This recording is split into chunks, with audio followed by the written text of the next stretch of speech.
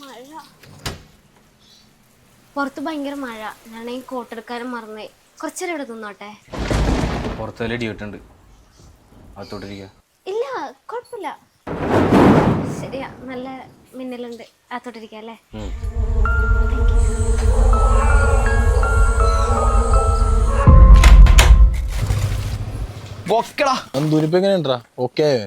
എവിടെ നോക്കിയാ ആ പെണ്ണിട്ടുണ്ടോ പിന്നെ സീനടാ.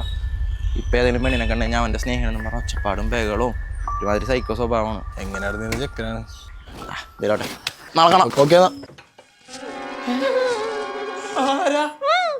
അവനെന്തി അവിടെ നന്ദു? ഒരു യുഗം ഞാൻ തപസിരുന്നു. എടാ നന്ദു, ആരാണത്? എടാ നീ എന്താ പറഞ്ഞ എന്റെ സ്നേഹം തിരിച്ചിട്ടിരുന്നു. അവിടെ ആരായിരിക്കണേ നോക്കി. അവള് വന്നടാ.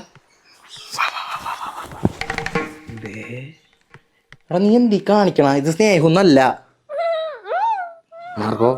ഞങ്ങൾ തമ്മിൽ പല പ്രശ്നം ഉണ്ടാവും. സ്നേഹമില്ലെന്ന് അങ്ങനെ പറഞ്ഞാണ്ടല്ലോ. എടാ സ്നേഹം എനിക്കറിഞ്ഞൂടാ. ഇത് സ്നേഹമല്ല, ഇത് വേറെ ആരോടാ. എന്താണ് കൊച്ചു മിണ്ടാണ്ടിരിക്കണ? എന്തേലും ഒന്ന് പറ കൊച്ചു അവനോട്. ഇവളെ നല്ല ഞാൻ വിദേശരായതുകൊണ്ട് വിടാൻ പോവാ.